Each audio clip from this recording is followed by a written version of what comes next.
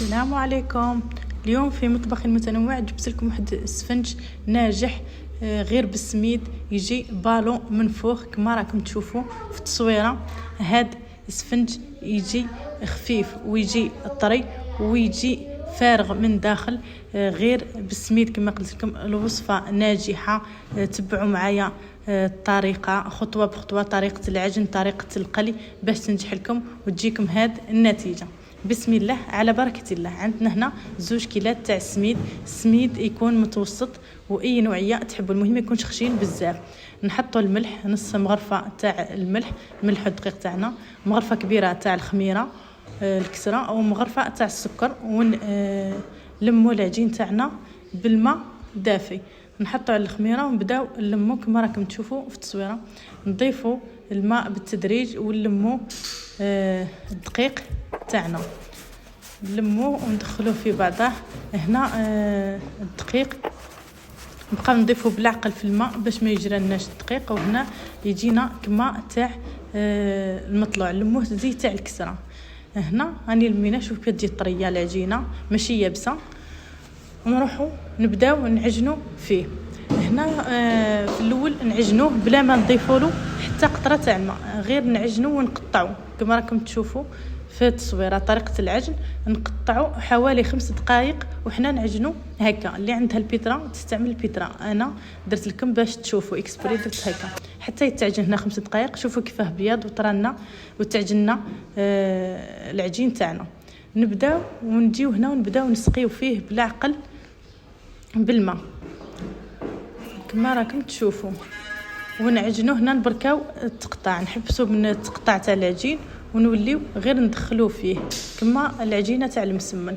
نضيفوا بالعقل الماء وننشفوا ونضيفوا حتى يولي لنا العجين تاعنا طري، ونسمعوا الفقاعات هذوك شغل يتشكلوا فقاعات باللي راه واجد. نشوفوا التصويره الطريقه كيفاه. نبقاو نعجنوا وندخلوا ونضيفوا في الماء. هنا ما تقلقوش، لازم بعقلكم تعجنوه. على بالكم الاكلات التقليديه هادو لازمهم الصبر كي نعودوا نخدموا فيهم. هنا حوالي وانا نعجن فيه حوالي 10 دقائق وانا نضيف له بالعقل في الماء وننشف فيه كما راكم تشوفوا. ندخل في الماء تاعو. هنا كي يبدا يطلق روحو نولي غير ننشف فيه.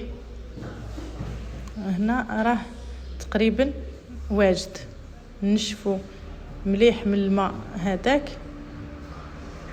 وخلاص. شوفوا القوام تاعو كيفاش يجي.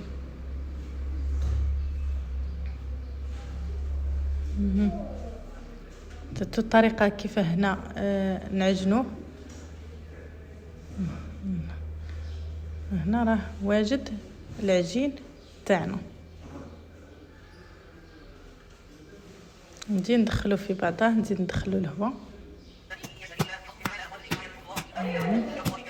هذه الطريقه باه يدخل الهواء فيه. شوفوا كيف جا يجي طري، ماشي مطلق بزاف وماشي يابس. نديروا شويه الزيت في يدينا ونلموه هنا ونجيو نقرصوه حبيبات صغار. ندهنوا يدينا بالزيت ونشكلوهم من الحجم تحبوا ديرهم شويه كبار شويه صغار كما تحبوا الحبات تاع السفنج تاعكم.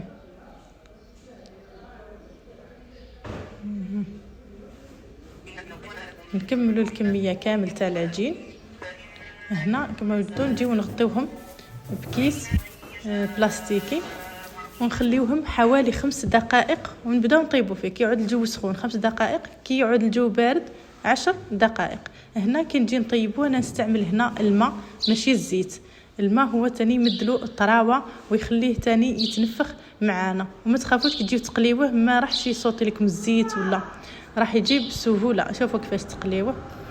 هنا ونحطوه ونبداو نلوحو في نرميو في الزيت بالزربه على الحبه تاعنا باش تتنفخ لنا. كي تنفخ راني نحبسو ونقلبوها هنا ونطيبوها على جميع الجهات. هنا كي تعود منفوخه راكم تشوفون نزيدو منين مش طيبه نطيبوها كما راكم تشوفوا الطريقه. نزيد حبه معاكم. شوف ترميو، تبقاو ترميو في الزيت فوقها حتى تتنفخ. خلاص كي تنفخ تحبسوا.